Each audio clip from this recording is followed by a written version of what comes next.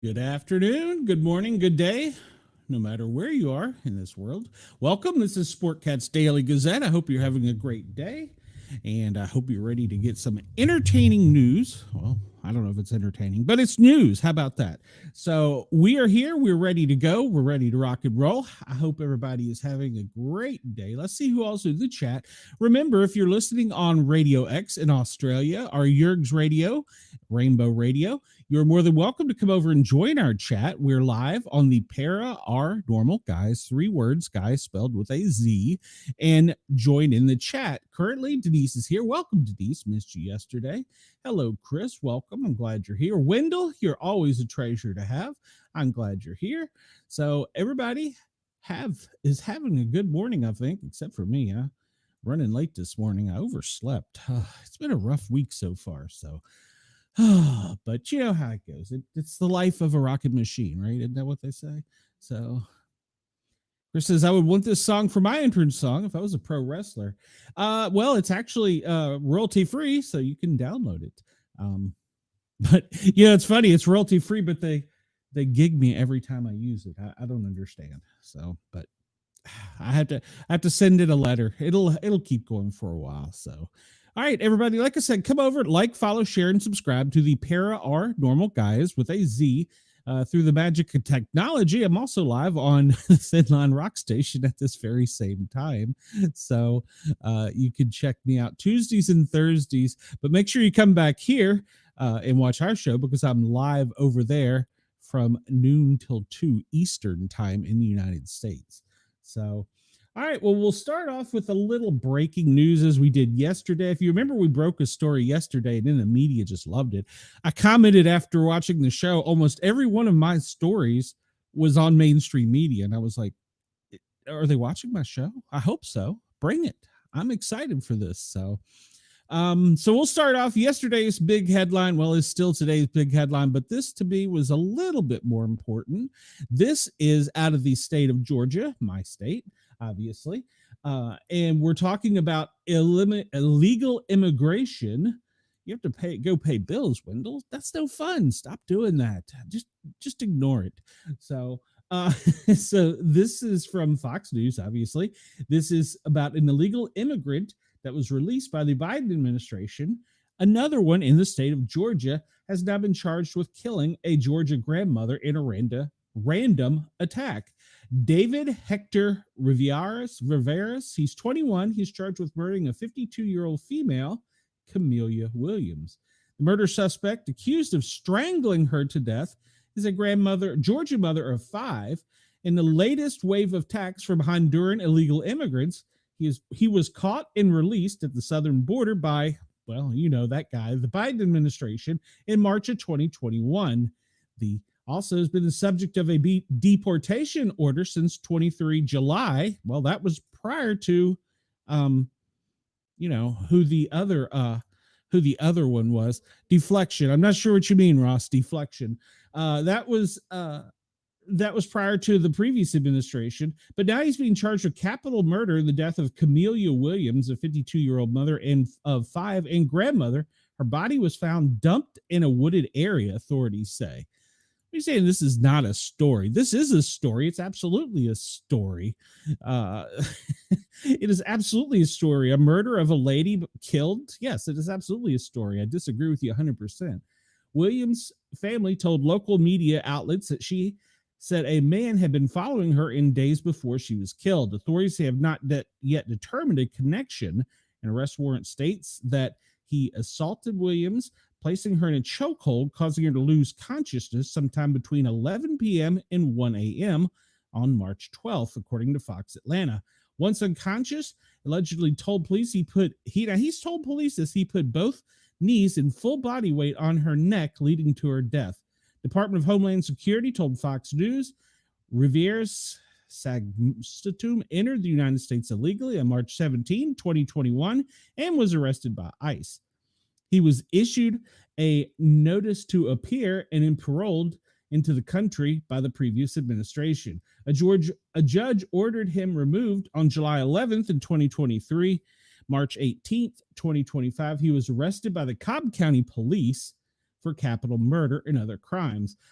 ICE has lodged an immigration detainer with Cobb County Jail. President Trump and Secretary Noam will now allow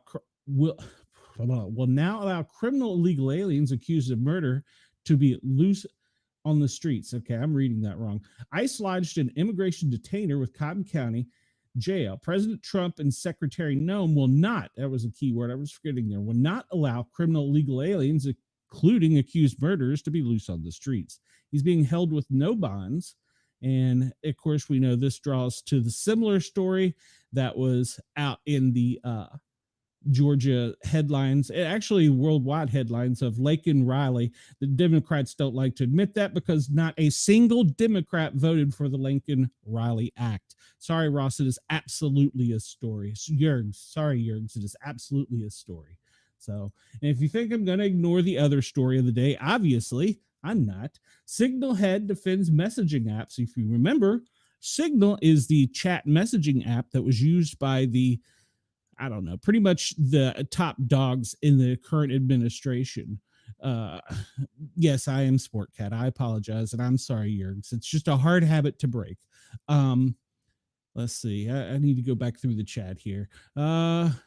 Ross is, yes, he is up the middle, and he is also Talk TV 24. And let's see here. And that is not deflection. It is a story.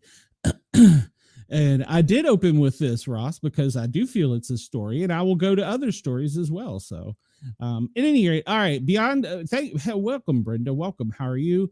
Boy, the chat is just going crazy here because I come out with a story about a grandmother that's 52 that was killed. Sorry.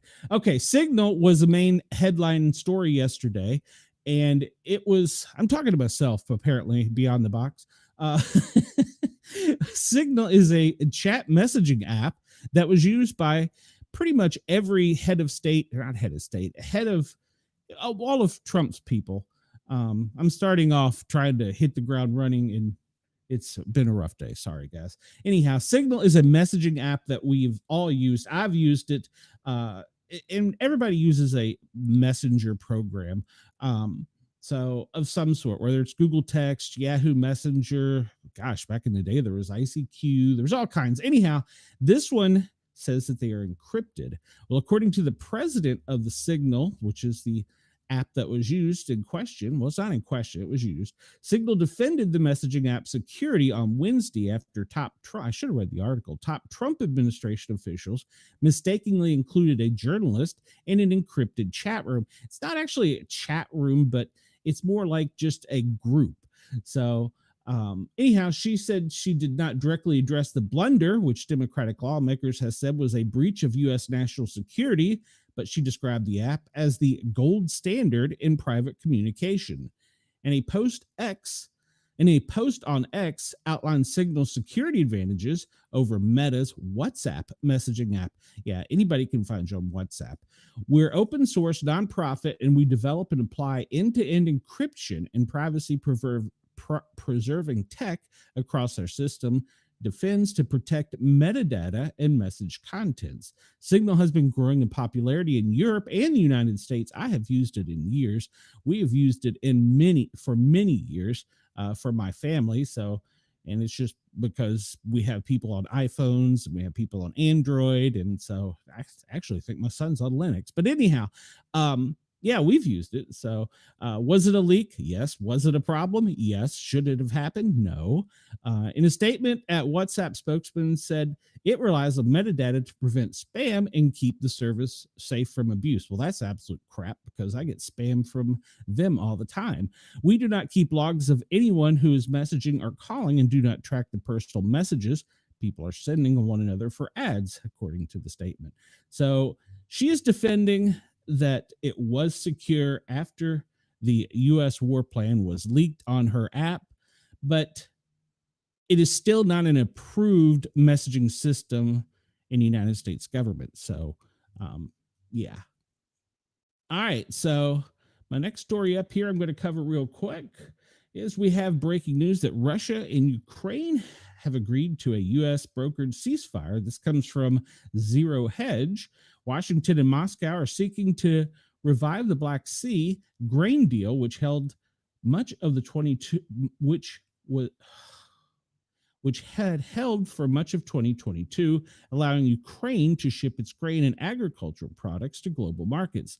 The White House Tuesday published the two readouts from successive days of talks in Raya, I guess it's Raya, with Russia and Ukraine delegations, which feature a ceasefire at sea to ensure safe navigation, eliminate the use of force, and prevent the use of commercial vessels for military purposes on the Black Sea. And even as the two warring sides continue to send drones and missiles against each other, the U.S. said that all involved have agreed to develop measures for implementing the early agreement to stop strikes against energy infrastructure. But have they actually agreed? Both sides are saying yes, but they are actually both still doing it. Zelensky is saying that Ukraine to implement partial ceasefire now will extend losses as Ukraine to implement ceasefire. Oil extends losses as Ukraine. Okay. Kremlin confirms agreement on a safe navigation at Black Sea. Zelensky blasts U.S. restoring Russian agricultural exports. Zelensky says Ukraine understanding is that agreed ceasefire is effective immediately following the U.S. announcement. Zelensky says he will ask Trump for weapons, new Russian sanctions if Moscow breaks the ceasefire. Yes, Ukraine thinks that we're in bed with Russia, as do many other democratic people. So Ukraine and Russia will also continue working towards a durable and lasting peace, both White House statements said. Both versions also emphasized that the United States reiterated Donald Trump's imperative that the killing on both sides of the Russia-Ukraine conflict must stop as necessary steps toward achieving enduring peace. The Russian-specific document further indicated that the U.S. would help restore Russia's access to the world market in agriculture and fertilizer exports, lower maritime insurance costs, and enhance access to the ports and payment systems of such transactions. Russia and Ukraine have yet to sign on. Russia said on Tuesday it is willing to strike a new agreement on the safety and shipping in the Black Sea, a possible stepping stones toward a ceasefire with Ukraine, but only if the United States ordered President Zelensky to respect it.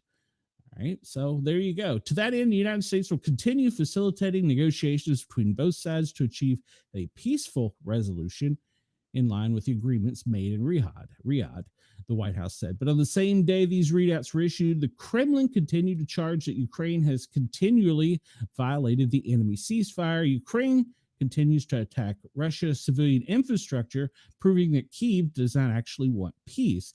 So it remains a big question whether the energy ceasefire can expand to include a Black Sea ceasefire, given neither side has actually gotten off the ground. And Russian foreign minister says that the West is giving Ukraine false hope through continued arms shipments and supplies. Without them, implying us, the Ukraine would have been defeated long ago. But you see, both London and Paris are pumping Ukraine with weapons. Ukraine and European backers fear that President Putin is using these talks with the U.S. in order to stall and court Donald Trump, essentially wasting time on the diplomatic front while gobbling up more territory on the battlefield. Indeed, Moscow has less incentive at this point to a hasty ceasefire. Yes, they are. Hello, Ken. Welcome. They do have, both sides, if they do that, would get time to build up their weapons, supplies, and troops, and yada, yada, yada. So that is absolutely true. And both sides are continuing to get help from other sources. The U.S. and the British Empire is supplying Ukraine, and China and North Korea are supplying Russia. So absolutely both sides are getting help from outside. One of the things I heard mumbled yesterday was that the Russian people did not want NATO peacekeepers on the ground. They wanted China peacekeepers on the ground. That would be interesting. I don't know that that would ever turn out to be a thing, but that would definitely be interesting. It would put China on the world stage. She came over here for me, Brenda. Everybody loves me. What are you talking about? All right, so we're going to go to the national security story, the inside story of how a journalist was sent White House war plans. And there was a hearing today, and I overheard just a little bit of it. Um, it was really quite entertaining. Both sides were yelling at each other, and one side was deflecting. It's typical politics. Russ Yerg says if Russian people actually said that, well, that's according to media outlets, Russ. I don't know any Russian people to personally ask them. So, uh, in a major security breach, a prominent journalist says he was unintentionally included in a group text messaging app, which we talked about, with Signal, as the country's top national security officials discuss plans to bomb the Houthis in Yemen. The existence of message the exist the existence of the message chain was revealed Monday in a story on The Atlantic. We talked about it yesterday. The group chat took place on Signal. We've talked about it, an encrypted messaging app, and it began on March 11. Although no one else was aware of Goldberg, he is the reporter's president. 18 individuals participated in the chain, including the Veep, National Security Advisor, SecDef, a White House chief of staff, and senior Trump advisors. Goldberg said he had received a connection request on Tuesday, March 11th, from a user on Signal identified as Waltz, and accepted it. 2 days later, he was added to a group chat on the platform called Houthi PC Small Group. Over the course of the following day, Goldberg told NPR in an interview that he was exposed to operational military information, including discussions about planned military strikes on Yemen targeting Iranian-backed Houthi rebels. He said he was in disbelief over the security breach, noting that he was not vetted for being added to such a group chat. I assume that I'm being hoaxed. I don't blame him. I assume that either this is a foreign intelligence operation or an organization that tries to, set up journalists or embarrass them or feed them, Goldberg said in an interview on All Things Considered Monday. It was a chilling thing to realize that I had inadvertently discovered a massive security breach in the national security system of the United States. Well, the Trump administration is now facing criticism, as it should, over its handling of sensitive information on foreign policy, while the texting mishap is raising concerns among national security experts. Trump told NBC News in a phone interview on Tuesday that an aide to Waltz was responsible for the adding of Goldberg to the group. Michael Waltz has learned a lesson, and he's a good man, Trump told NBC News. Trump describes the situation as the only glitch in 2 months, and it turns out to be a serious one. Well, at least he's admitting that it was a serious one. Trump retains confidence in Waltz, said the White House press secretary. As President Trump said, the attacks on the Houthis have been highly successful and effective. President Trump continues to have the utmost confidence in his national security team, including the National Security Advisor, Michael Waltz. That was according to the White House press secretary. So, kiss my poo. Oh, you're talking. Yeah, I was sitting here thinking you were talking about the Russian leader. You're talking about Brenda's dog. All right. Donald Trump is defending the national security over the chat breach, which we just discussed. And, well, he's going to. If it was the other administration, they would defend him too. He is facing growing pressure to step down after classified details were shared with a journalist. Well, he probably should be, but the president has defended him and said that they are okay with it. So it's a growing scandal. Revelation over top officials discuss sensitive U.S. military operations on a Signal group chat. Speaking to NBC on Tuesday, the president said he has learned a lesson. He's a good man. We talked about that. He added that the Signal chat this month airstrikes on Houthis was accidentally shared with a journalist. We're the only glitch in 2 months, and it turned out to be a serious one. He is facing growing pressure to step down as a result of the Signal group chat scandal. Oh, Lord.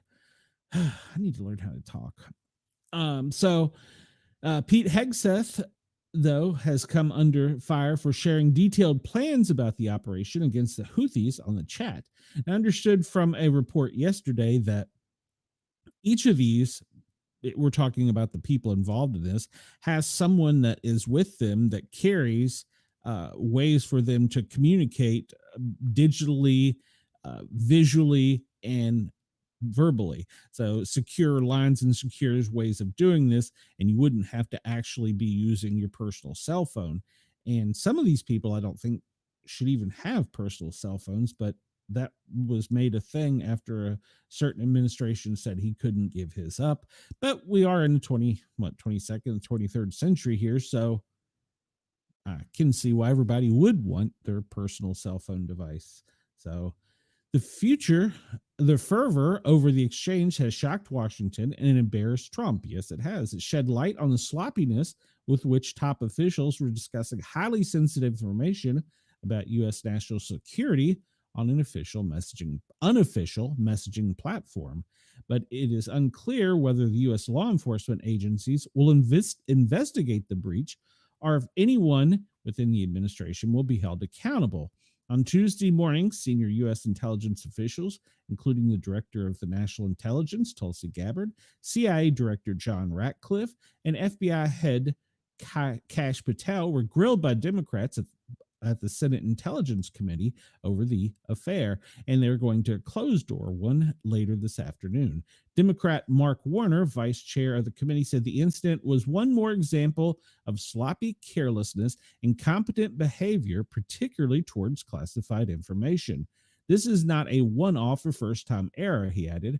It's just mind-boggling to me that all these senior folks were on this line and nobody bothered to even check who else was on the line, he said.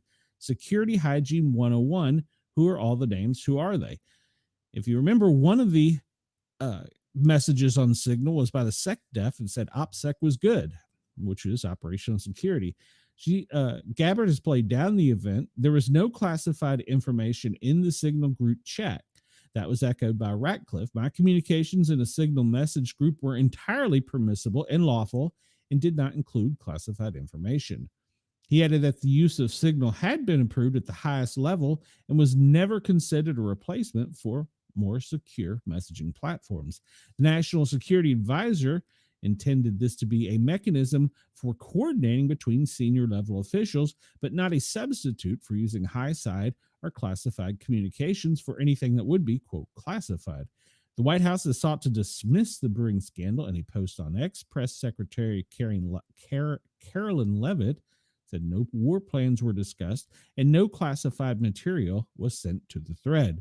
She added that the White House counsel's office had provided guidance on a number of different platforms for President Trump's top officials to communicate as safely and efficiently as possible.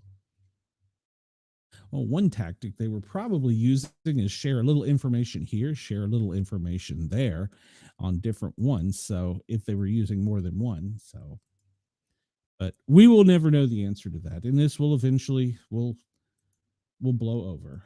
So, like every other scandal in DC, and if you've ever been in DC and you were inside the Beltway, you can be in a place and inadvertently get information. It's happened to me.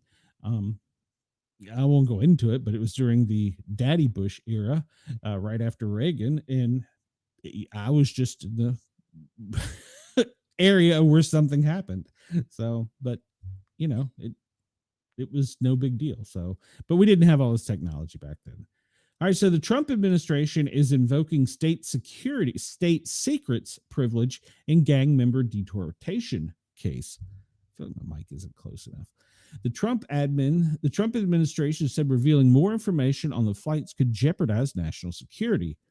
The Trump administration invoked state secrets privilege on Monday after a federal judge demanded more information about the deportation of suspected gang members in El Salvador. This article comes to us from Zero Hedge. Attorney General Pam Bondi told U.S. District Judge James Boasberg in a filing that giving him more specific flight details would compromise national security. Bondi said Boasberg has all the information he needed to preside over the case, including statements from the Secretary of State Mark Rubio and Homeland Secretary Kristi Noem, backing the assertion of state secrets privilege. The information sought by the court is subject to the state secret privilege, because disclosure would pose more reasonable danger to national security and foreign affairs. Bondi and other top Justice Department lawyers said in the filing, no more information is needed to resolve any legal issues in this case, whether the plane carries one TDA terrorist or 1,000, or whether the planes made one stop or 10 simply has no bearings or relevancy on the legal issue. State secret privilege is a legal doctrine that protects sensitive national security information during litigation. This is a case about the president's authority derived from Article 2 and the mandate of the electorate and reinforced by long-standing statute to remove from the homeland designated terrorists participating in a state-sponsored invasion and predatory incursion into the United States. All right, so they are using the state secret privilege as a, I don't know what the right wording would be, as a legal precedence, I guess. All right, and so to be fair and balanced and up the middle, let's cover a story that mainstream media is kind of leaving out. A top Democrat, Jasmine Crockett, goes off the rails again. She's the unquestioned leader of the Democratic Party, just showed us exactly where her party stands for disgusting insults and playground bullying. Crockett referred to the Texas governor, Greg Abbott, as Governor Hot Wheels, mocking his disability and a display of pure nastiness. And if you want, you can go watch this display of pure nastiness on X. This is from the Daily Caller. White House Democrats condemn these disgusting remarks from their unquestioned leader. Jasmine Crockett is the perfect spokesman for today's Democrat, out of touch and completely unhinged when you have got no message and no agenda, and that's leftist hate. And that's from the spokesperson from the Republican side, Mike Marinelli. So Abbott was paralyzed below the waist in a tragic accident and has been in a wheelchair for over 40 years. So that was not on mainstream media. That was tucked away nice and neatly in a place where it would not be found. Shocker. All right. So we talked yesterday about Brazil is coming to help us with the egg crisis. Their eggs are usually used for processing animal feed. Well, the FDA is going to approve their use for human consumption in the United States. Brenda, I am not going to repeat what you just said, or beyond the box. I'm sorry.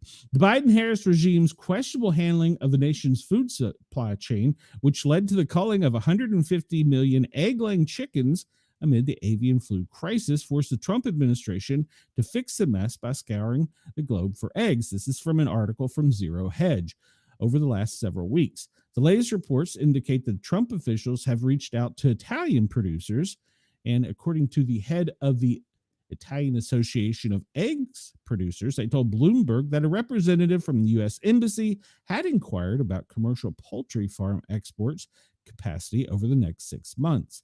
I feel really proud and started making inquiries. This could be an opportunity for building new international relations, and we're eager to help. This is the Italian spokesperson. He noted that only 10% of Italian egg production is exported. Details show that Italy is Europe's fourth largest producer, and a quarter of the production comes from the northern region. Over the past 30 days, the Trump administration has been scouring the globe for eggs. We have Easter coming up, including several European countries, while working diligently to cap out of control egg prices and drive them back down. The latest USDA price shows eggs have egg prices have been more than half since Trump unveiled a plan to combat sky-high prices produced under the Biden administration's irresponsible culling policy. So, all right, so we're going to be getting eggs from Brazil and from Italy. So you can read that article on Zero Hedge. That was another article that did not make mainstream media. All right. And another one from Zero Hedge. Lunatics at the AOC rally brazenly call for Trump to be tortured and murdered. Hundreds of lunatics at the AOC Bernie Sanders rallies were recorded threatening violence and calling for President Trump to be tortured and murdered. Hello, Secret Service. Go do your job. One attendee wielding a sign depicting Trump's severed head, was asked, "Are you calling for his death?" and responded, "I am. Yes, I believe it's time for the people to straight cut off his effing head." Another blathered about hanging Trump by his ankles from a lamppost until dead, stating the only good fascist is a dead fascist. Another attendee stated the violence is the only thing they're going to listen to now, adding that I feel like we've done the rallies. If violence is what needs to be done, then is what needs to be done. You can watch all these nasty tweets and you can go over to X and find them yourself if you'd like, or you can come to the Zero Hedge article and they've surmised them pretty neatly. As we've discussed, the rhetoric is not quieting, and some people are calling for the guillotine to come back. Why can't we all just get along? It seems like that would be the best thing to do. But these administration officials on both parties refuse to do that. So, all right. We're going to talk about another story that was breaking yesterday. I didn't cover this one yesterday because I wasn't sure really if I should. It was a baseball player's son. He was 14 and he died in Costa Rica. And I didn't really want to cover it because, well, it's kind of personal. So I didn't know if the Yankees wanted to do anything more than send out a press release. But anyhow, the tragic death of the New York Yankees star, now retired, Brett Gardner, his 14-year-old son Miller, is continuing to baffle stunned fans. The Gardner family was visiting the Arenas del Mar beachfront and rainforest resort in Costa Rica's Pacific coast when he unexpectedly died in his sleep. Preliminary reports from Costa Rica's judicial investigation attributed the death to asphyxiation due to intoxication related to food poisoning, but the investigation is far from complete as they await results of autopsy and toxicology results. Many confused fans were left wondering about the preliminary diagnosis, specifically, what is food intoxication? As explained by the USDA, it's more commonly known as food poisoning and differs from foodborne illnesses, which resulted from eating contaminated food, which was contaminated by harmful bacteria and other pathogens. Food intoxication, on the other hand, is caused by eating the food that contains toxins that are released by pathogens, according to the USDA. The organization adds that the pathogens themselves do not cause the illness.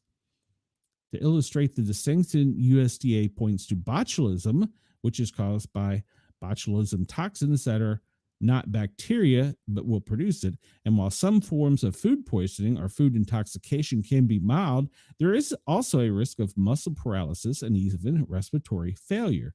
Significantly, Gardner and his wife Jessica said in announcing their son's death that several other family members had gotten sick during the trip.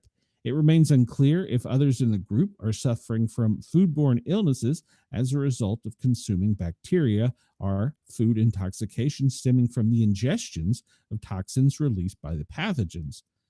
The resort has responded to the Daily Mail's request for comments in a statement writing, "We are deeply saddened by the loss, and in our hearts go out to the family during this incredibly difficult time.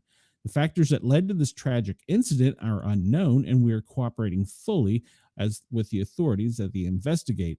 We remain committed to supporting our guests and staff, prioritizing their well-being and safety while respecting the privacy of those affected." The resort, located in the rainforest town of Manuel and Antonio, boasts direct beach access, offers expert naturalist guides, and stimulating, colorful, and exciting food menu, according to its websites. They're one of the best, apparently, for food in the area. So the resort also employs a dock-to-dish program where they go from fishing to serving it. Gardner and his wife Jessica announced that the awful news over the weekend, explaining that their son had fallen ill, along with several other family members.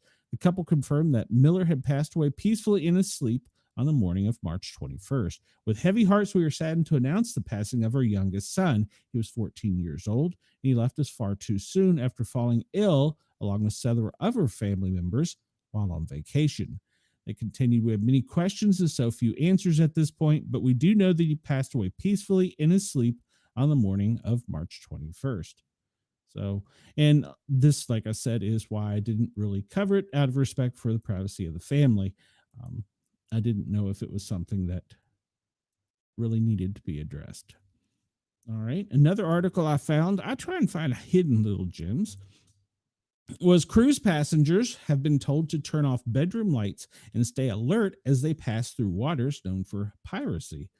Passengers aboard the Cunard, I guess, luxury cruise liner Queen Anne were warned to stay vigilant while the 113-ton vessel passed through waters known for piracy.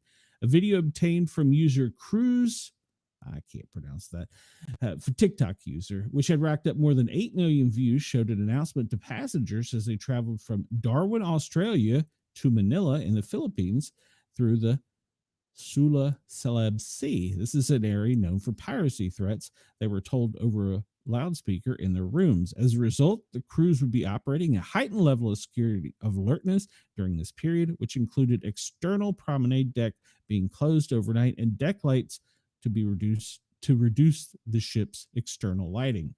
Passengers were also asked to turn off their stateroom lights and keep their curtains drawn. I assure you that measures to prevent any unlikely incident have been well planned, and the likelihood of this happening on a big ship like Queen Anne is absolutely minimal. The announcement continued. As part of the standard maritime procedures, our captains make precautionary announcements when sailing through certain regions, a representative for Cunard told the Business Insider. There was no specific threat to the ship or its guests, and our onboard experiences remained uninterrupted. In a follow-up post, the TikTok user praised the Queen Anne's onboard security rating. So all the blinds were shut and the lights were down to minimum last night. The security did an amazing job keeping watch over the ship last night. Well done, guys. In another video she showed of the cruise sonic cannon, many cruise lines are fitted with a long-range cannon acoustic device, which emits high-pitched targeted noise that repels attackers. And this area has previously been a hotspot for kidnapping and ransom incidents, particularly involving groups such as Abu Sayyaf, a violent Islamic separatist group operating in the southern Philippines. Since March of 2016, Information Sharing Center of the Regional Cooperation Agreement of Combating Piracy, Armed Robbery Against Ships in Asia has reported a total of 86 abductions. The last significant pirate attack on a cruise ship occurred in 2005 and 2009, both of which were successfully able to escape unharmed. The Queen Anne is currently on its maiden voyage, the 111-night trip. Is that right? The 111? Good Lord. Night trip began in Hamburg, Germany on January 7th, has made stops in England, New York, Hawaii, Mexico, New Zealand, and Australia. The ship will return to Hamburg on April 29th. Boy, I bet that's an expensive cruise. That's just crazy. The ship will return to Hamburg on April 29th after stopping in Vietnam, South Africa, Singapore, and Malaysia. The Independent is the world's most free-thinking news brand, providing global news. This is who I got this from, The Independent, via MSN. But yeah, that's crazy. 111-day cruise. Would you be willing to take the risk? I mean, I almost think I would, but I don't think I could ever afford a cruise like that. Let me catch up in the chat. No, Brenda, there probably won't be a refund since it happens. Chris says nothing says luxury cruise like being huddled in the dark of your room, hoping you survive with all your belongings. Yeah, well, that's true. So, well, they got through unscathed. All right. And I have another article here from Zero Hedge. It seems to be a good website to come up with stories that haven't made mainstream media yet. This one apparently has, though, on News Nation. And News Nation, which appears to be fair and up the middle. Federal officials are targeting the long-running birth tourism industry in California, where Chinese nationals pay baby brokers to ensure their children are born as U.S. citizens. Authorities say pregnant women are often housed in upscale homes and apartments near L.A., dubbed baby farms by local. These illegal operations can charge over $100,000 per pregnancy. This was an industry, said acting U.S. Attorney Joseph McNally, where the criminal enterprises that operated here in the United States are also people in China they would recruit. The organizers were responsible for the birth tourism of thousands of babies, and they had a system in place. He estimates that nearly 30,000 babies were born through these schemes. News Nation reports that hotels and motels across the U.S. have reported an influx of pregnant Chinese women staying for months to give birth on American soil. For wealthier couples, another route is surrogacy, paying American women to carry their child. These babies, born with U.S. citizenships, often return to China immediately after birth. Anytime somebody has a U.S. passport, it means they have access to the United States, warned acting U.S. Attorney Joseph McNally. He cited a case where a baby born in Irvine, I'm assuming Texas, later joined the Chinese military while still holding a U.S. passport. That provides a real national security asset to China and a real problem to the United States. While not illegal, he said the trend is deeply concerning. Farm Czar is the head of the Beverly Hills Surrogacy Agency and said at one point, 90% of his clients were Chinese, with surrogacy packaging costing around $200,000. He defended the practice as it's a misnomer in this field that people are just coming here to be U.S. citizens. I haven't met anyone who had nefarious intentions of having a child. Well, if he's charging $200,000 each, still, the issue has drawn political scrutiny. Representative Harry Hagman, a Republican from Wyoming, said that it was strange and dystopian, added, "We need to be having a national dialogue whether we should be interpreting our laws to be allowing and buying and selling of children essentially or buying or selling of wombs." So that's an interesting story. All right, so we're going to hop back into, I'll come back to news in a little bit. But that was the top headlines I wanted to cover, and we will go straight to our normal wheelhouse. Maybe this will make Jurgs happy. The FEMA Daily Operations Briefing, Tuesday, March 25th of 2025. It was released at 8:30 a.m., although they didn't release it to the media until about an hour ago. Maybe a little less. They say that there are no significant incidents or ongoing operations. They are concerned about elevated fire weather in the southeast. We'll discuss that. No new declarations and no new significant events. It goes on to list the Oklahoma wildfires that most are 0% contained. And we reported yesterday that there was, I think, close to 100,000 acres burning. There's only one fire that is 63% contained, and that's Pawnee, Oklahoma. So the fire weather outlook for today is, if you look, it's currently pretty much the Appalachian Mountains on the Carolina side. And then for tomorrow, it will pretty much be all of Arizona, New Mexico, and a clipping portion of Texas. National weather forecast for today. We'll hit this again. I'm just going to go over this real quickly. This clipper is still coasting along the top of the United States and will bring snow and mixed precipitation to the northeast region, extending into Maine, and then it will continue to go up the coast on Wednesday and hopefully out of here by Thursday, while the next growing concern comes in via the west coast, Seattle. All right, so areas that are worried about heavy rain in Texas along the Gulf of America, and then the fire weather danger in the Appalachian Mountains, and severe weather in the Midwest. While severe weather is also possible in Florida, they're calling for that later in the week. So keep your eyes and ears open. And we can see here, this is FEMA's common operating map. And we see the weather map overlaid with states where they're working on repopulation. And by the way, where they're working on repopulation in the Carolinas, they endured not only all the other things that they had to go through, but they endured a mild earthquake and a massive lightning storm. Those people have had a whole lot to deal with.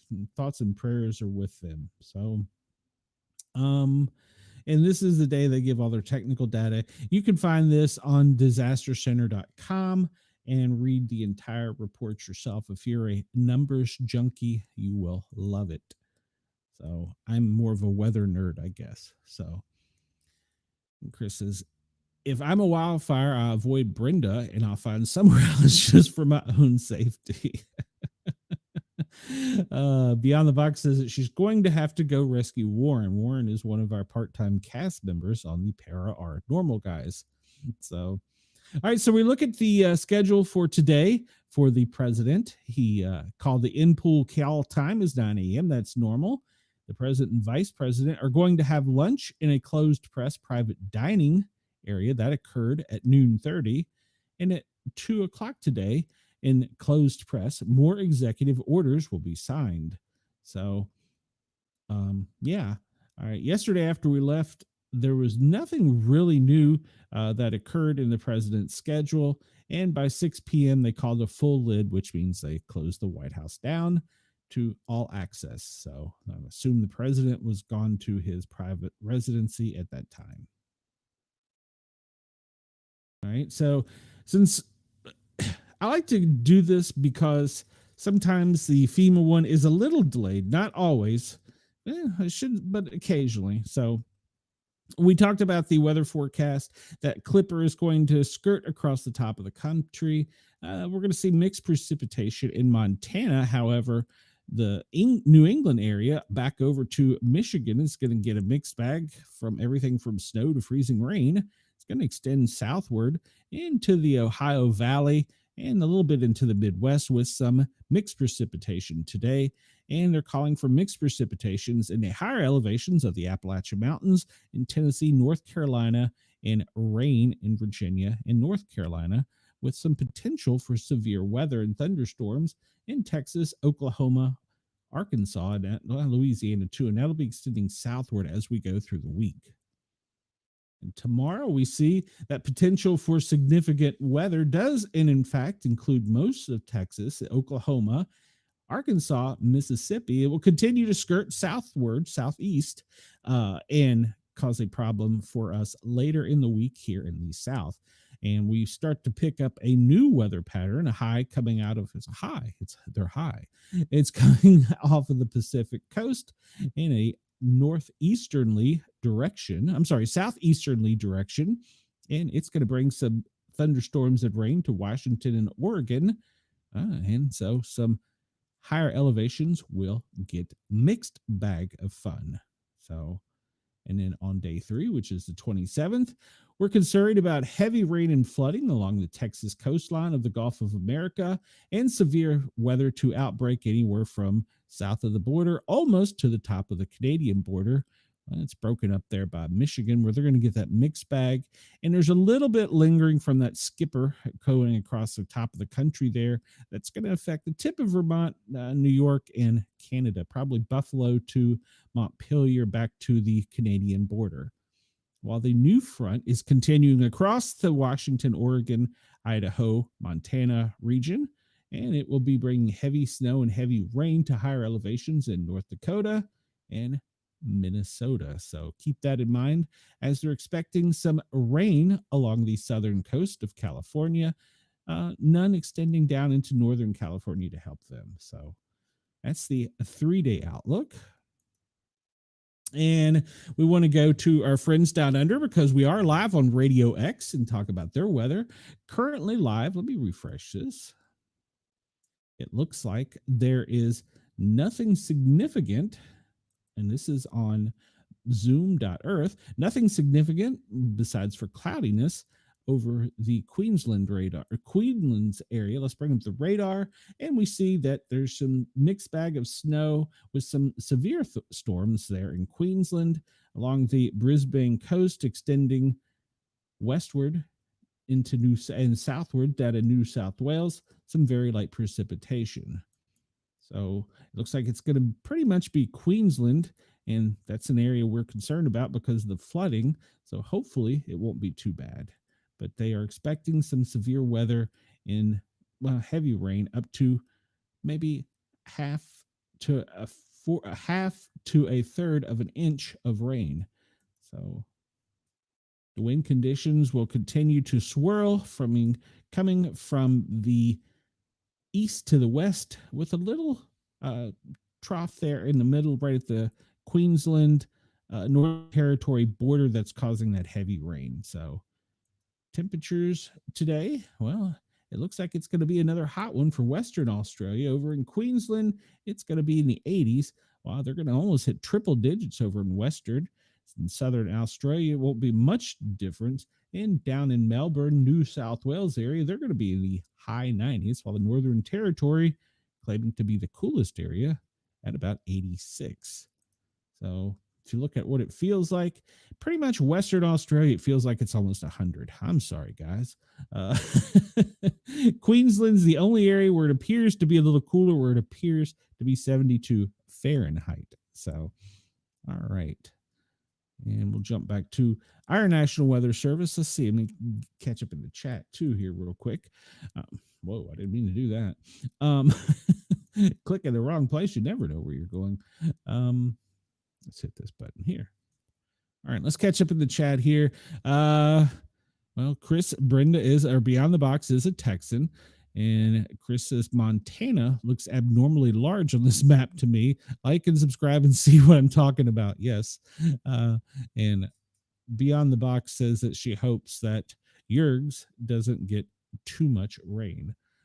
So the National Weather Service, we'll pull up the weather warnings here in a few minutes. Probably these gale warnings along the Washington, Oregon, and Southern California coastline, where it's going to be in the higher elevations. They're going to have a little bit of wet precipitation, a mixed bag. If you look over towards the Midwest, you see a little bit of light rain in the fire weather warning along the Appalachians Mountains in the Gulf of America on the Texas border is going to have some flooding coming up. Most of that nasty weather is going out through the Northeast, pushing out through Ottawa, Vermont, Buffalo, and it'll extend a little bit more eastward over Maine. I should stop hitting that button, shouldn't I?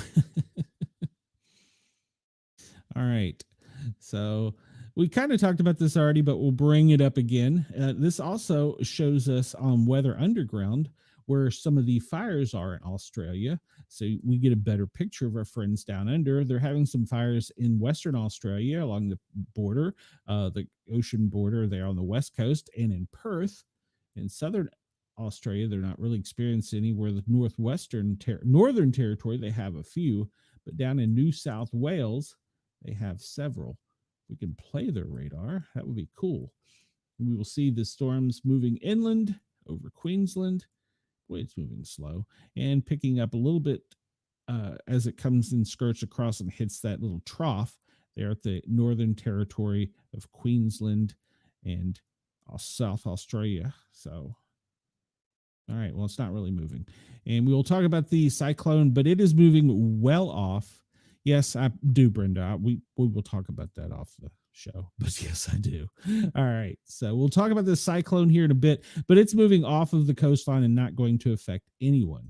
Now, there was some other weather concerns for Window, you'll like this, for a possible tsunami, but those fears have been quelled. A 6.7 magnitude earthquake strikes between Australia and New Zealand off the coast of New Zealand's South Island.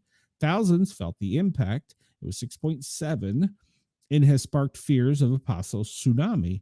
It occurred at 2:42 p.m., and that's their time, on Tuesday at a depth of 12 kilometers, about 160 kilometers northwest of the Snares Island. It was felt by thousands in the vicinity on the mainland.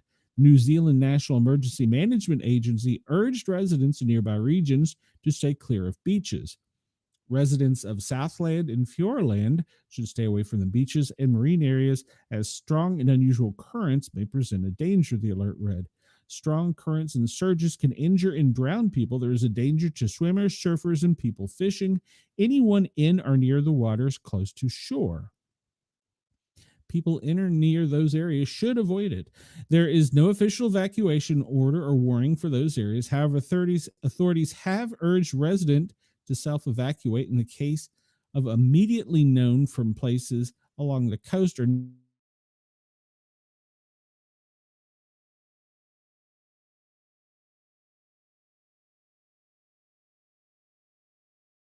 generated and actually arrive. So evacuate immediately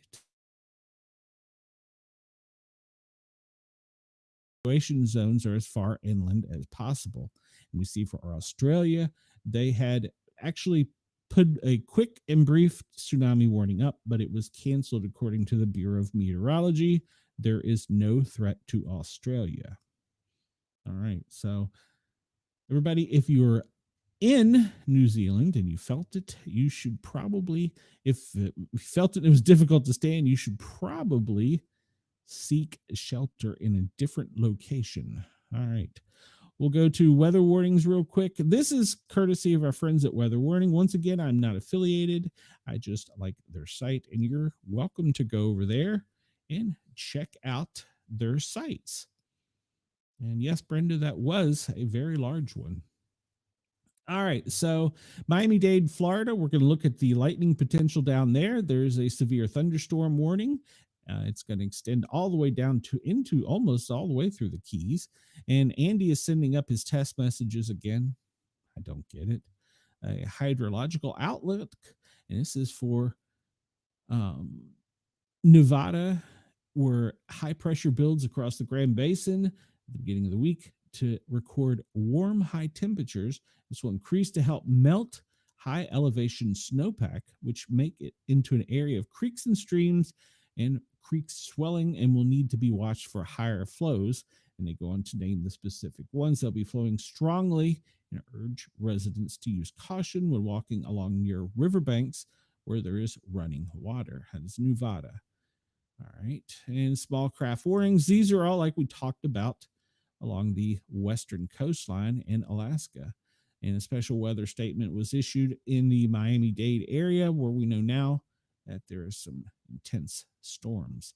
Oregon and Washington had a dense fog advisory. Illinois, Chris and Clay, Illinois, there was a flood warning. And we get an air quality alert. We'll go over that here in a few minutes. And flood warnings in Louisiana, Texas, along the Gulf of America. And of course, you can go check this site out and look at any specific ones near you. But it's a great site. As we get into the older ones, there's some other things that go on here. But Georgia, North Carolina, South Carolina are under a special weather statement. That means the potential for storms is there, and as well as Maryland, DC, Virginia, and West Virginia. All right, so this is a great site. Go check it out. I recommend it. They also provide over here activity where current storms are. We can see on the radar down there on the tip of Florida, just the tip. And you can see where the strong potential for thunderstorms is, as we discussed, and the chances for elevated wind, which we will get to, is pretty much here in the Texas-Oklahoma border. And it doesn't look like there's any chance today of any tornadic activity, just strong storms. All right, speaking of wind and air quality, we bring up the map. This map is of the air quality in the United States. And we look and see that the worst area is right there at the Kansas City, Arkansas, Kansas border. They have very, very poor air. And that extends down towards more moderate, pretty much all of Texas, along the coastline in the Gulf of America of Texas, back over the south of the border, continuing westwardly towards Tucson, San Diego, where it's spotty and intermittent, and up in, what is this area? Northeast in the Okaloosa National Forest. I'm get this probably smoke coming from Alaskan Canadian fires. It's elevated there. Chris, it looks like your air quality will be good. I'm missing the chat here. Susie's going to hit with that. Yes, that's correct. And you'll be here by 6:30. Brenda, if you actually show up, we'll go buy ribs. So in the air quality, pretty much for all of Florida, Jackson, all the way down to the Keys, and surrounding back up to the Gulf of America. Pretty much all of Florida is having some moderate air quality that they need to be concerned about. And that is also probably due to fires, which we'll discuss here in a minute. And our first wind map that we bring up is obviously windmap.com. This shows the United States wind map. We'll get to our favorite here in a minute that everybody loves. Brenda, I don't know if you've seen our wind map. It's impressive. You want me to cook for you, Brenda? If you want me to cook for you, it's probably going to be something simple like hot dogs. I'm running on Mountain Dew and nicotine at this point. So as we look at the wind map, this is the United States only. We see that the maximum wind gust at this time is 28. That's probably up around the Windy City in Chicago and in Denver, where that trough comes down from Canada, and that little skipper is skirting across the New England coastline and making its way out is where most of the wind is. And it's in a southwesterly flow, pretty much in Texas, Oklahoma, coming back off of the Rockies, and it's relatively still on the west coast. All right, we will pull up a bigger map and see what we got. All right, real-time map, we bring this one up. This is current storms and where the nasty stuff is. And it looks like, as we talked about, Miami is getting hit. Each of these little dots represents active lightning.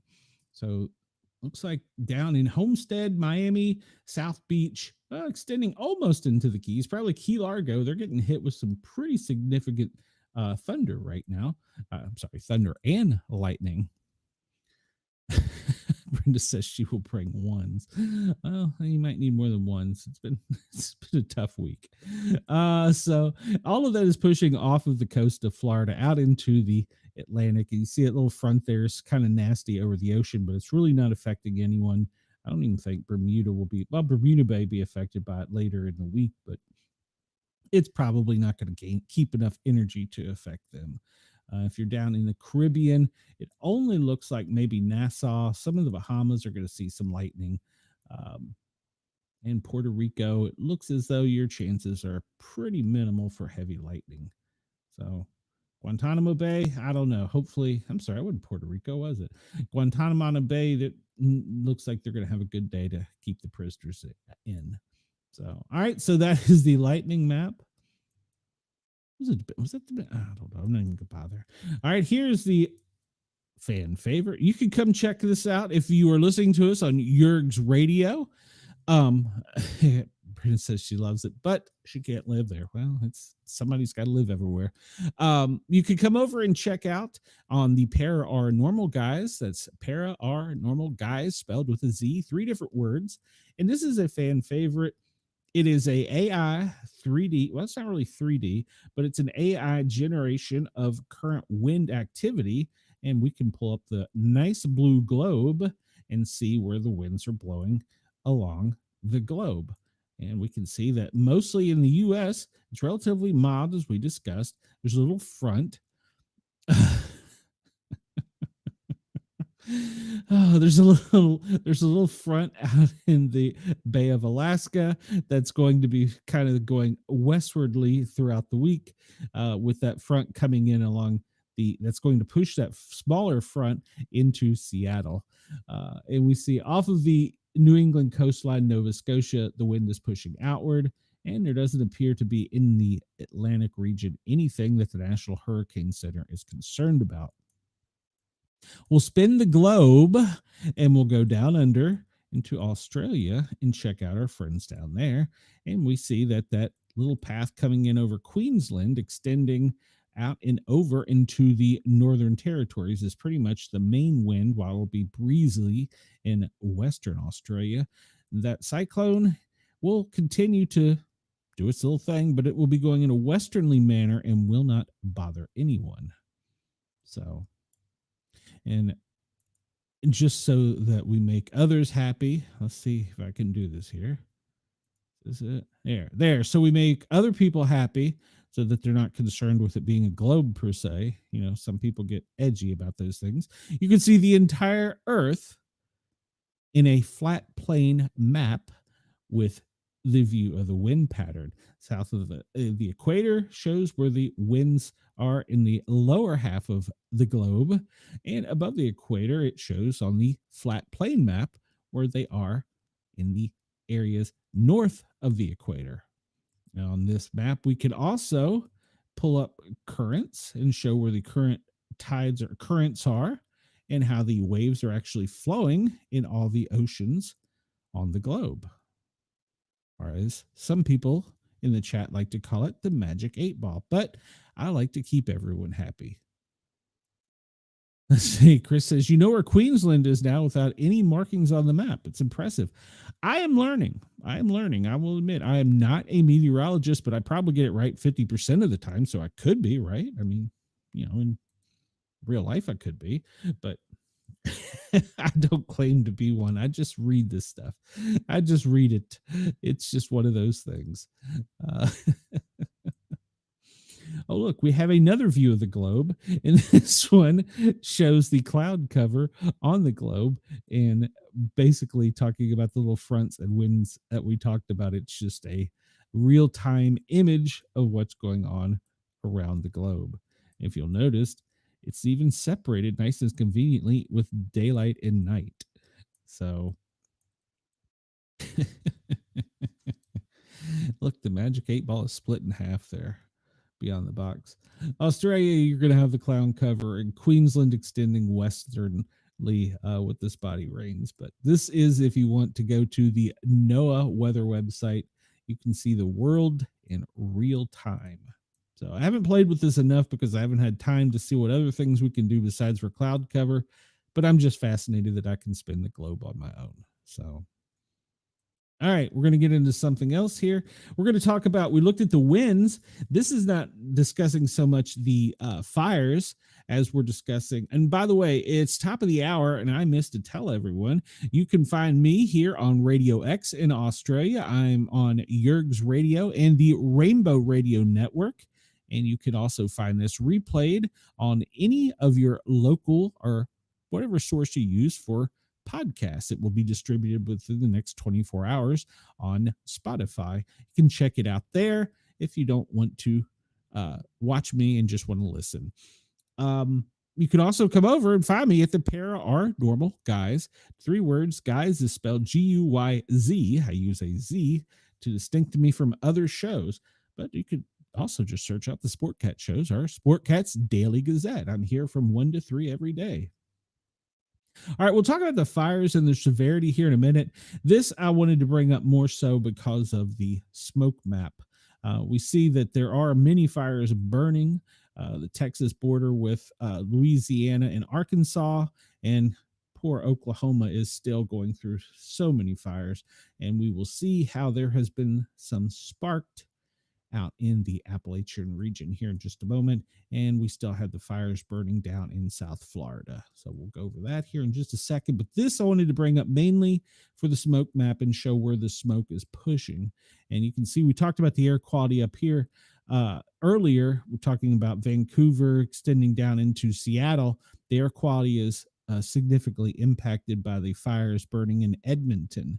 So it's pushing the winds southerly over Washington. All right, so here is our fire map from the U.S. Forestry Service, and this gives us a better graphic. Now, if you have not seen this map, let me explain. The red dots are not necessarily confirmed fires. They have either been reported or the satellite has spotted them, and they haven't got boots on the ground yet to investigate as to what they are. So the red dots are places that they're investigating. You can see where that storm went through earlier in the week, pretty much splitting the country in half, where we talked about that dry area. There's a lot of reports and probably small fires, but if we zoom in on Oklahoma, you are just getting your ass kicked right now with fires and dry weather. I hope that it improves for you soon, but so far they are fighting hard to get the fires contained. We see over New Mexico that small fire yesterday is now grown slightly, and down along the Houston area, or in the Houston area, there is a fire burning down there, the Pauline Road fire. Well, let's see. We'll skip up here. We'll go over to Maryland. And right now, there doesn't appear to be any significant fires. There's a bunch reported as we look in the Appalachian Mountains.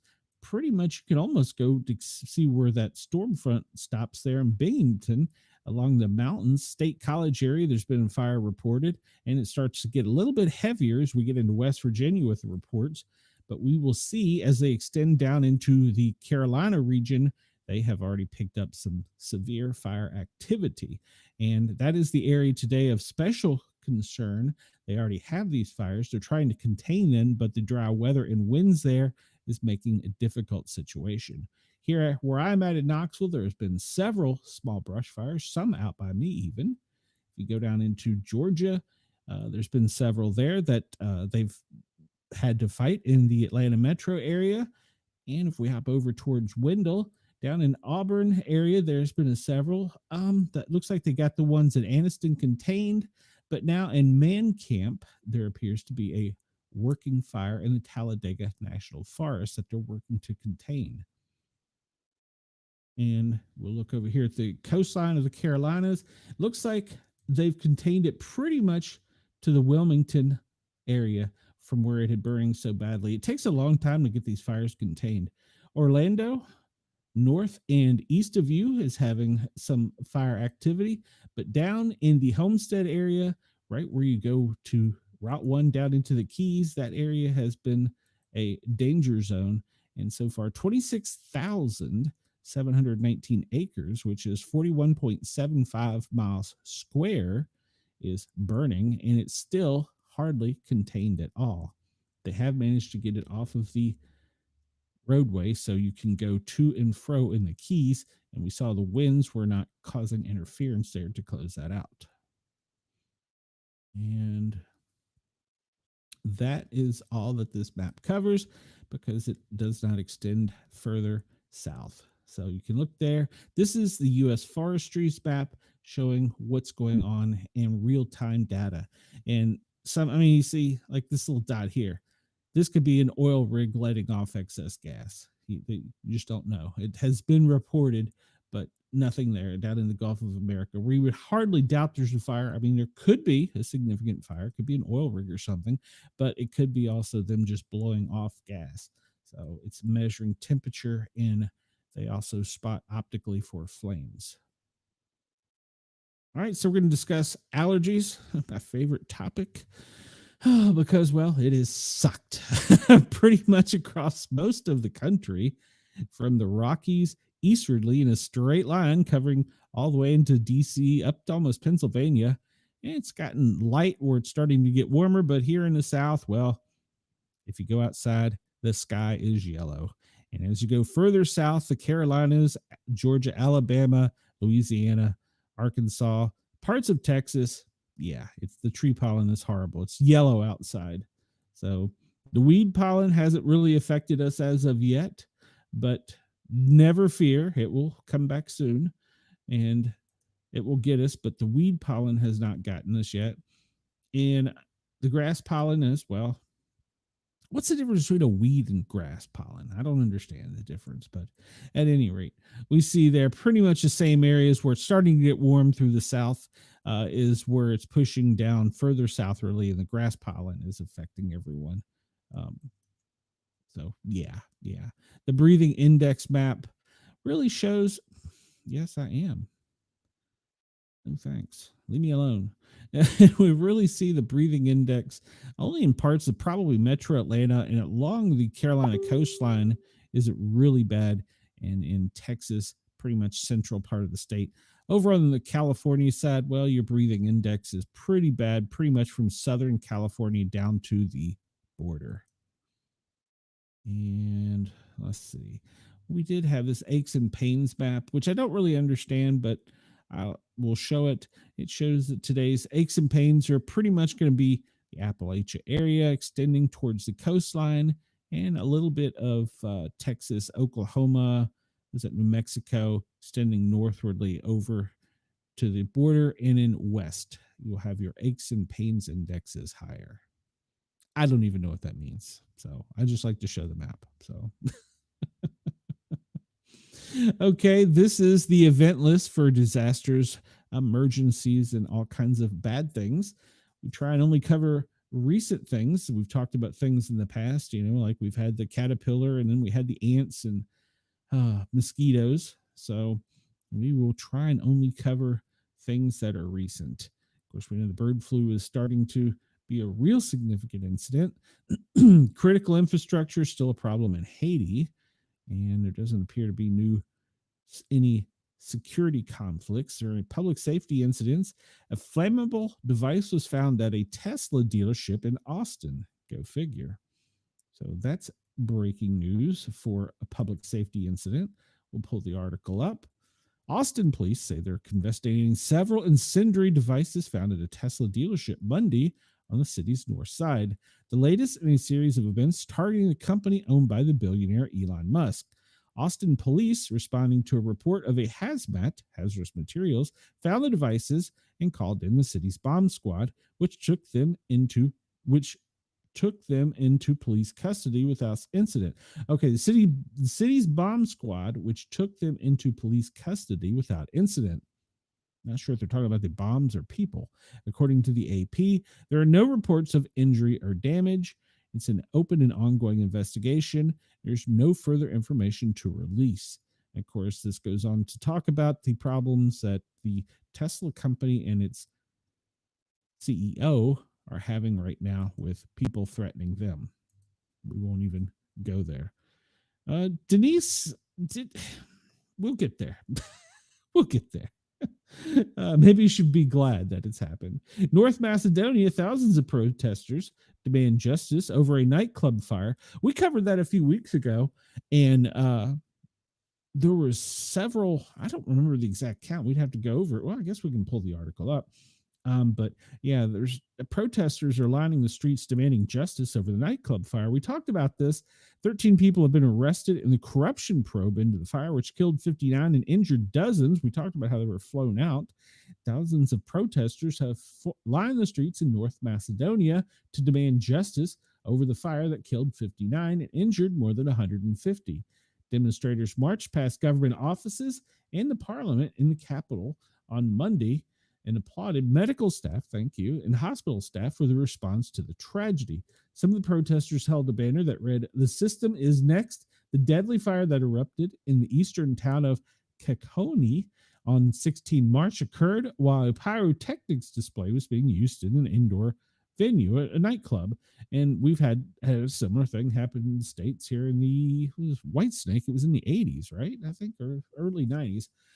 So anyhow, protesters are taking to the street and they're very angry and they want the government to be held responsible. I don't blame them. All right, we will continue onward and see if we have anything else new to report. We talked about that already. And a new fuel oil emissions has been found along the Black Sea in the Russian Federation. And post-flood cleanup continues in Malaysia for 500 tons of waste. All right. And in the Czech Republic, explosions at an ammunition warehouse injured one. In the Russian Federation, gas explosions ripped through an apartment building and a mobile phone store in Dagestan. In India, a cooking gas cylinder caught fire and exploded in Mumbai. And in Italy, a man was seriously injured after a blast. We covered that one already. In the United States, an abandoned sugar mill factory has been burning since Tuesday. Where was that? I don't remember covering that story. Let's see. An abandoned sugar mill factory near Longmont caught fire after midnight on Tuesday, according to the Boulder County Sheriff's Office. So it's in Colorado. Hazardous materials and weather conditions. The Boulder County office and the firefighters will not actively fight the fire and instead let it burn. A lot of times that's what we do. We let it burn out. I know that poses an environmental. I'm sorry, Chris, you're right. It was Great White. It does cause an environmental issue, but there's no chance to damage any life or further property. A lot of times if we let it burn off, and it lessens our danger of getting injured. A lot of people don't understand that the dust in a lot of these places can become explosive under the right conditions. So it's been burning since midnight on Tuesday, and apparently the properties has had several fires going back to 2017. So in that time, they did basically the same thing. And if we look on the map, it is in the northeastern corner of Boulder. So that was what was happening there. And in Malaysia, fire destroys illegal fishing jetties in Saskatchewan. And let's see, this is a new fire. Australia, massive building fire erupts at laundromat in Sydney. Let's pull that story up because we would like to talk about this.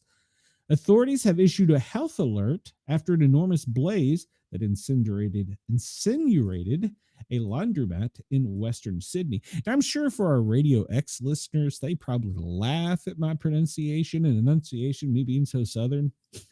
So shoot me a message. You can send me an email at sportcat@protonmail.com, or you can shoot me a message. Hell, I'll play it on either my radio show on Thin Line Rock Station or here on the Daily Gazette, speakpipe.com/sportcat. I would love to hear from you.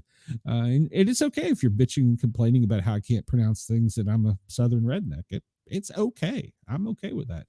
So anyhow, authorities have issued a health alert after an enormous blaze that incinerated a laundromat in Western Sydney and threatened nearby buildings. It was brought under control by emergency services fire and rescue, and they've advised that they want the residents in the North Parramatta residents to stay indoors, keep windows and vents closed due to smoke in the area after the eruption on the fire on Dunlop Street after 1 a.m. on Tuesday. More than 100 firefighters and 30 fire trucks formed part of the emergency response, which escalated to the highest category available. Here in the States, we call that alarms.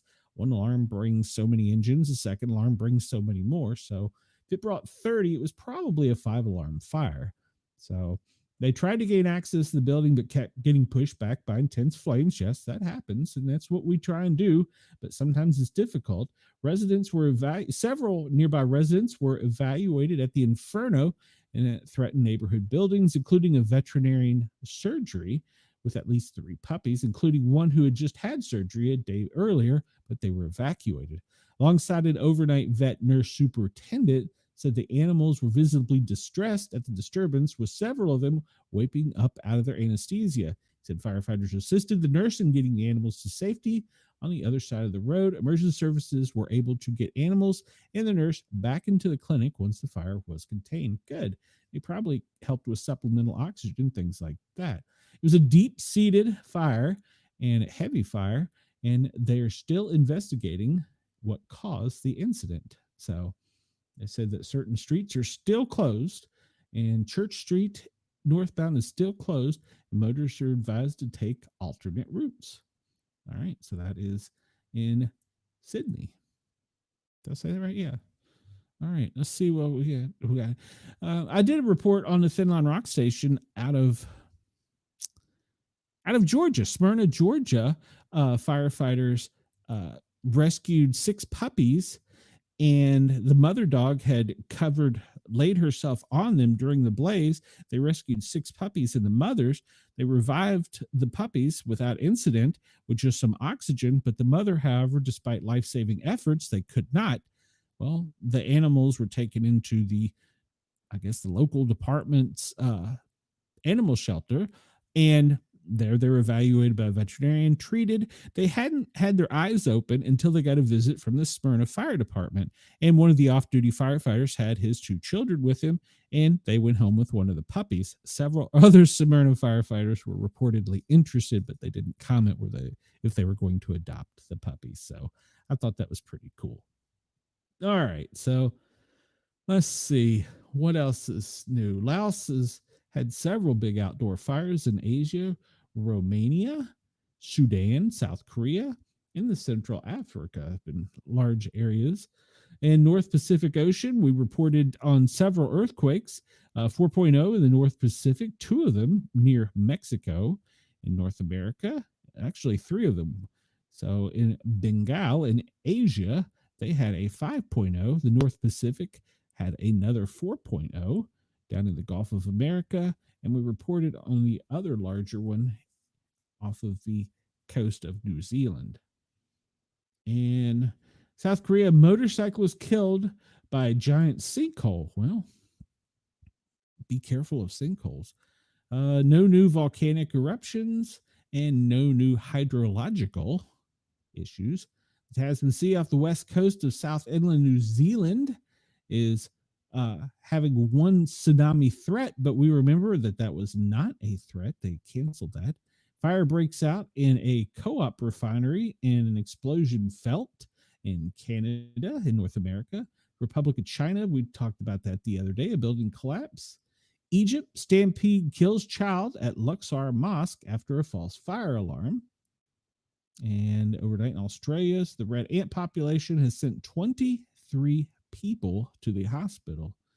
And in India, 2 were dead. And we talked about this in the fire. And yeah, that red ant population in Australia has sent many to the hospital. Nothing new to report on air traffic incidents. Let's see. 3 workers were crushed to death by a road roller in India. Assuming the road roller is what, the steamroller, I guess, the one that flattens the ground. Let's see here.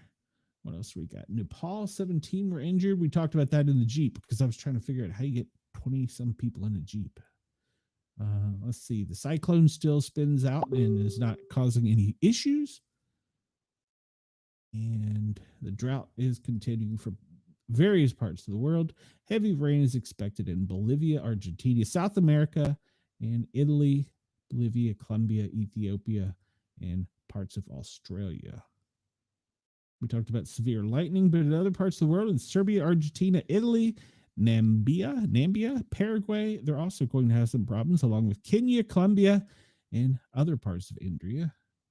We talked about thick smoke the other day. Well, it's affected Canada in the northwestern region and some parts of the Russian Federation, as well as Argentina and Chile. Severe weather in India, that's an old story. In Tanzania, they have had some severe storms, along with Antarctica. Interesting. Let's pull up the Antarctica one. I always like to read about stories up there. At Base Carlini, they have got some severe weather. What does it? Doesn't really say. It just shows where it's at. I thought it would give us a little story on it. Okay, well, that's fine too. We'll carry on. And that is pretty much for that. Let me close these windows. All right, Denise, you wanted to see if anything happened in your area? Well, no, it doesn't look like it's made anything here on the event map. This is live events and news of what's going on, and we look at things that are covered. And all right, that was 5 days ago. I'm looking for more current things. 8 days ago, this map hasn't updated. This was a great map yesterday. What happened? Yeah. Go away. Zoom out. All right. 6 days ago. We only like to talk about current events. Can I bring this up to where it's most recent stuff? Because that's really what we want to talk about. Zoom out. Well, not zoom out that far. 6 days ago, 7 days ago. Yeah, this the other day had much more current articles than it does today. But, okay. Well, we'll follow this website and see. It looks like Kentucky. Select region. Well, the United States. How about that? Do we have that area? Choice USA. Maybe I need to just update the whole thing. There we go. What the heck? All right. Now we have some news. All right. So let's talk about some things. Denise wants to know what's going on in her area. Let's hop over here and see if anything's going on. Well, Denise, 7 hours ago, there was a stabbing in Manhattan. I know that's not exactly nearby. Brooklyn had a fire, and up in Manchester, they are investigating a fatal pedestrian crash over the coast of Maine. Person fatally struck by a train. So it looks like your area is relatively unscathed, Denise. Let's hop down here to Philadelphia. What do we have? In Philadelphia, 6 hours ago, police have identified 2 brothers who were killed when their vehicle struck a barrier on 95. And what is this? Video shows firefighters battling a blaze at a North Philadelphia church. All right. Andy, you're in the clear. Let's hop in here in KG0. Well, Andy may not be totally clear. Gas station and entering in New Hampshire Avenue, Tacoma Park shattered. Unknown yet what was taken. Okay. That must be a breaking and entering. That's in Washington, D.C. And Metropolitan Police are searching for 5 suspects who involved in an ATM heist. They were armed with rifles and driving a white Ford Dually. All right. And down in Suitland, what's going on over there? a man shot in the Coral Hills area of Maryland. And what are these alerts here in D.C.? CIA Director Ratcliffe claimed they have not precipitated any messaging. Oh, this is all going to be related to that, I bet. Baltic ministers meet with Sec Rubio at the Secretary of State's office, and the White House is investigating how the reporter was added. Well, it seems pretty simple. Down in Northern Virginia, shots fired. Where is that area? That's close to home. It's Dale City. All right, well, that's interesting. Go down into the Carolinas and see. This appears to be a crash involving a school bus. Well, that's concerning. That was 13 hours ago. And Lexington police, and this is in the Carolinas, search for a suspect who shot a woman in the back at Finch Park. And apparently a woman is charged with murder for fatally stabbing in Southeast Charlotte. We talked about the fires. They're reporting on them. The Carolinas battle multiple wildfires as New Jersey contains their blazes. And some of the northeastern areas sent down help to the Carolinas. Over 5,000 acres are burned in South Carolina, and it's still going on. Table Rock and Covington. And go to Atlanta. There's always something happening down there. A 17-year-old boy was killed at a birthday party in Beaufort. That's not far from where I live. And a reported armed woman has barricaded herself inside of a door of a home. Well, I have an interesting story about Dorval and being barricaded in a home. Well, I was a paramedic. And let's see. Firefighters quickly extinguished a house fire that broke out early Tuesday morning in Fairbird. Well, that's near. I'm sure my old department was probably there. Chris, let's hop up to your part of the world, see what's going on. We're going to be short on time, so we won't cover all of these. Well, I'm just going to guess that these are guns, crimes, stabbing crimes, and what is this one? Up in Chicago, gang members. I want to know who reported this. 6500 block of North Sayre, a call of gang members doing gang shit. Anonymous caller says 10 gang members are shoving each other and arguing, doing gang shit.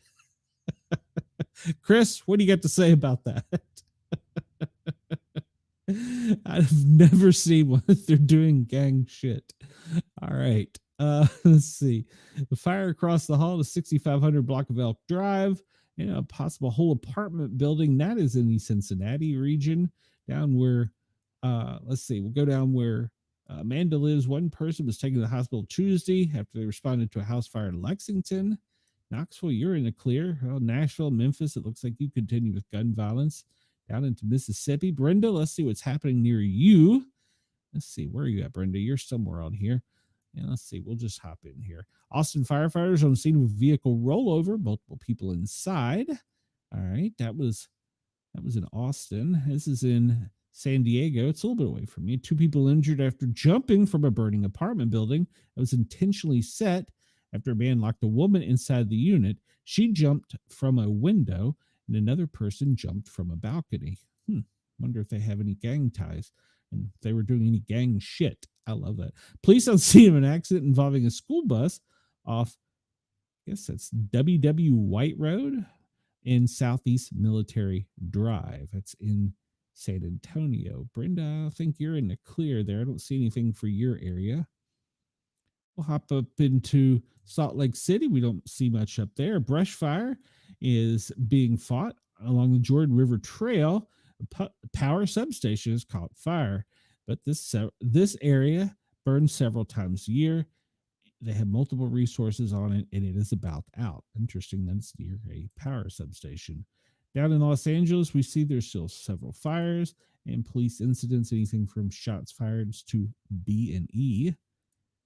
And up in San Francisco, pretty much the same things. 1 injured, 1 detained after a stabbing in Sacramento. Up in Seattle, let's see what happened up there. They're investigating a DOA in the 1300 block of South Jackson Street. All right. And in Albany and Portland area just west of Portland. Just south of Portland. A mother of a 16-year-old girl was killed in a car crash. And Staten is calling for justice in the case of a man accused of DUI manslaughter and providing alcohol to minors. Well, as they should. So Yeah, Chris, I've never seen a report like that. Uh, well, beyond the box, Brenda. I'm sure it just hasn't been reported, but yeah, Chris, that's great. I've never seen a report like that. In all my time of reporting these type of incidents, I've never seen. I- I've heard stuff or seen stuff typed on the CAD systems we use at dispatch, but I've never actually heard it reported that way to the media doing gang shit.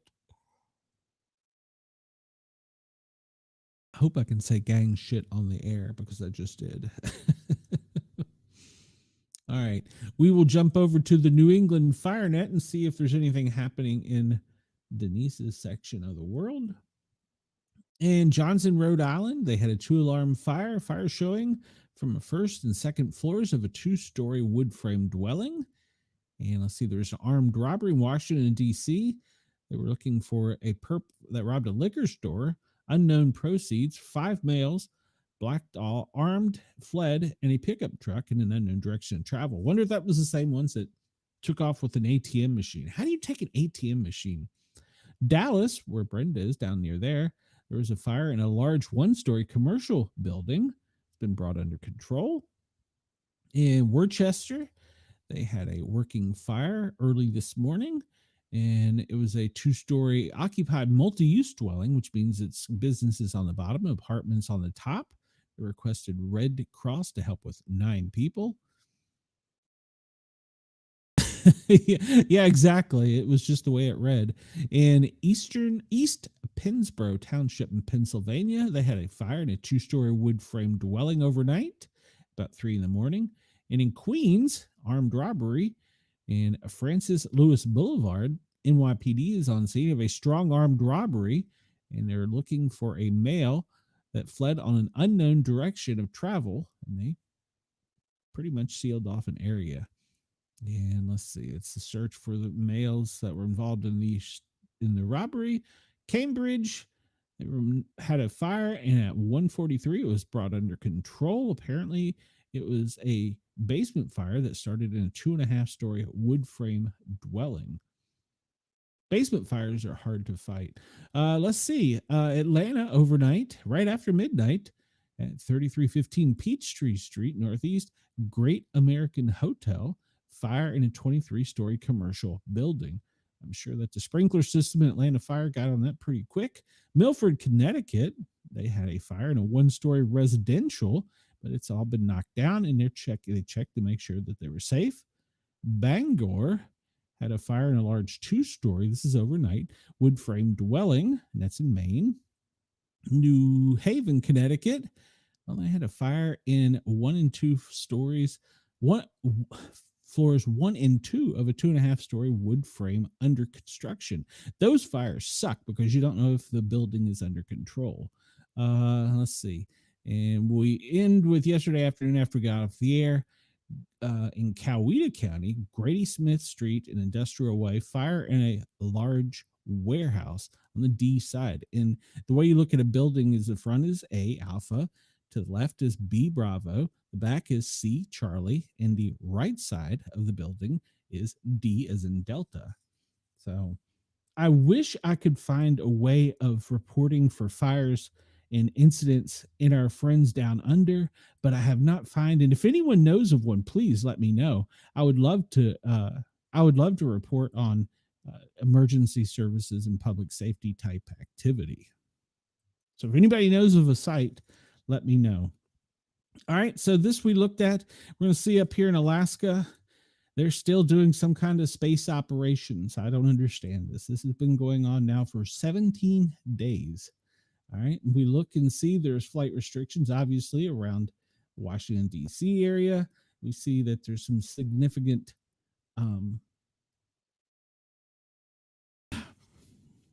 it's a meteorological event. Turbulence off of the East Coast, good Lord, and down south of Florida, Southwest Florida, some turbulence. Other no-fly zones, I don't see anything that jumps out in particular. That looks a little bit odd. And what is this? This is down where where is this? They've restricted to national defense base Fort Bliss. I assume that's near you, Brenda. They've got restricted airspace, so they must be doing some training down there. And this is only for the United States. I do not have one for the world. You can see the little blue dots are either significant meteorological events, and well, thank you, Brenda. I appreciate that. Are there areas that are blocked for unmanned aerials? Space operations. All right, what's this about? This is off the coast of Santa Maria. Where the heck is this? Just northwest of Los Angeles. This was issued today at Zulu time for space operations. What is going on with that? Space operations off of the West Coast, off of the coast of Alaska. And let's see, Beale Air Force Base, temporary flight restrictions, and if I was OTAM, you can't go in. I wonder if that's got anything to do with space. That's interesting. All right, we'll just hop up here and look at this. Let's see here. Okay. They've already got it. We were going to talk about that. They're already starting to put up flight restrictions for areas, not only for drones, but for commercial and civilian aircraft over a baseball game. But apparently this will be the opening baseball game. Oh, they've already sealed it for the media, but for the Tigers at the Giants game. So we're going to start seeing a bunch of those pop up. For security, they seal off an area around significant events with the public. It's probably going to be the opening day game. I was going to pull the schedule up and look and see which was going to be the schedule, but haven't had a chance to get to it yet. All right, so we covered all that. And last map I like to bring up, and this currently, as we talked about yesterday, is our cyber threat real-time map. And you can see, if you can follow it along down here, the red are attacks. It looks like they're attacking, I would say that's probably Denver or Houston, if I had to guess. And you can see the orange are infections they're sending, and most of these are coming from Russia, or sometimes in Asian countries aimed at the United States. And then you can see the number of spams. You can find this threat map at bitfinder.com. And I like this map because it shows you in real time what is happening. So you can see there, Australia, you have a few spam attacks, and it looks like some isolated infections, but your country is not currently under attack like the United States. And there's also a volley of rounds going off towards Russia as well. South America, some, but it looks like the main threat areas are coming from Asian countries and Slavic countries, some Middle Eastern countries, aimed pretty much right at, looks like Denver, Houston, maybe Los Angeles. Of course, Washington, D.C. is always a popular area. They are sending off attacks just as quick as they can. Yeah, Africa is pretty silent. I wonder if that's because I read an article that a lot of the internet was blocked out to Africa, and they even Starlink. So I meant to pull up the map showing where Starlink was, I don't want to say visible, but where you could get it clearly, but some places were blocked. But yeah, there is the current cyber threat map, and you can find that at Bitdefender, cyber threat, the real-time map. All right. Running short on time here. I've got a few articles left we can cover real quick in the last 15 minutes. Bringing this back to the U.S., the Postmaster General, he's been there for 5 years, and he resigned this morning. The head of the beleaguered U.S. Postal Service resigned Monday after nearly 5 years in the position, leaving as Donald Trump and Elon's Department of Government Efficiency, or as we love to call him, DOGE, have floated the idea of privatizing mail service. I think it's a bad idea. DeJoy had said last month he planned to step down, but hadn't set a date. He leaves an agency with an uncertain future.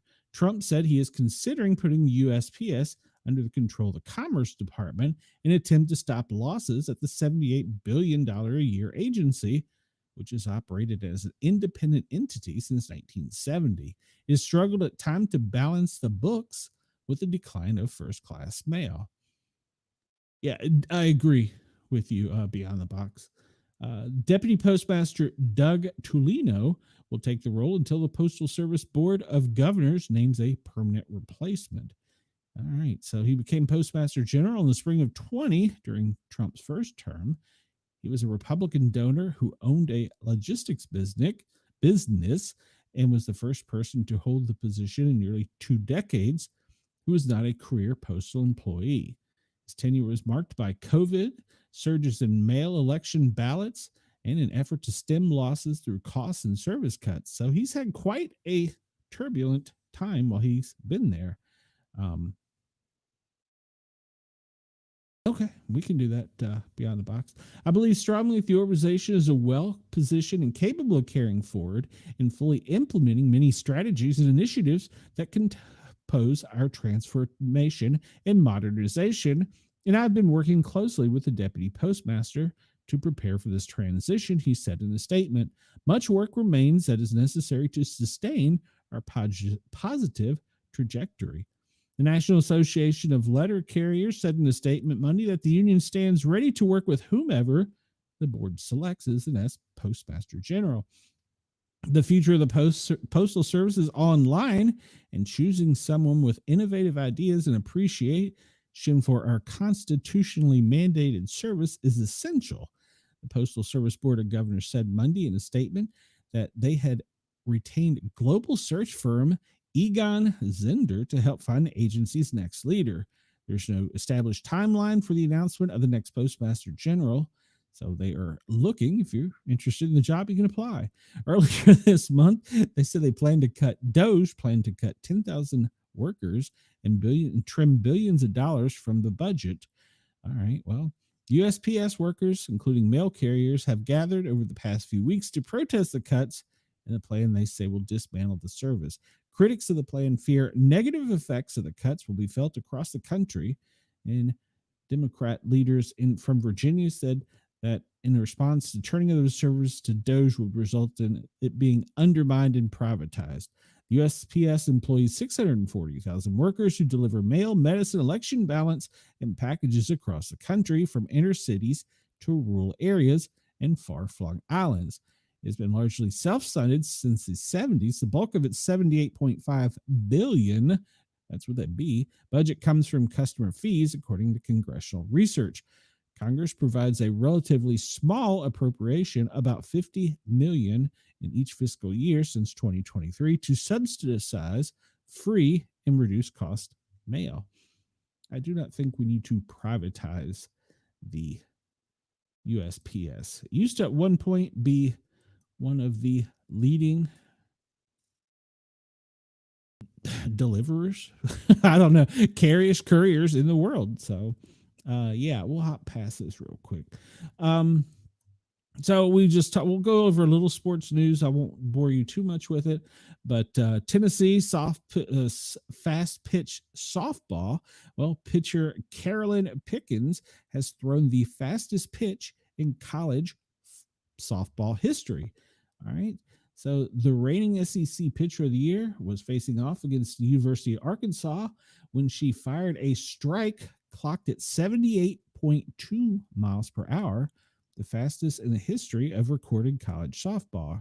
According to Guinness Book of World Records, the fastest softball pitch was held by a woman with another Tennessee team, Monica Abbott, who delivered a 77-mile-an-hour pitch in a National Pro Fast Pitch game back in 2012.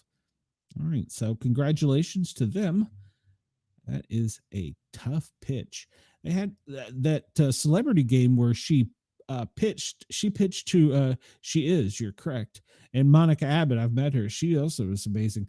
She pitched to Major League Baseball players with a softball, and they couldn't hit it. And she was firing bullets, Monica Abbott was, during that game. For any of you that follow college basketball, as you know I do, the game time has been set. Tennessee and Kentucky are both in the Sweet 16, so Amanda and I will be fighting and probably not talking.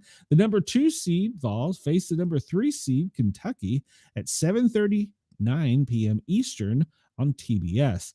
All right, so I guess 7:39.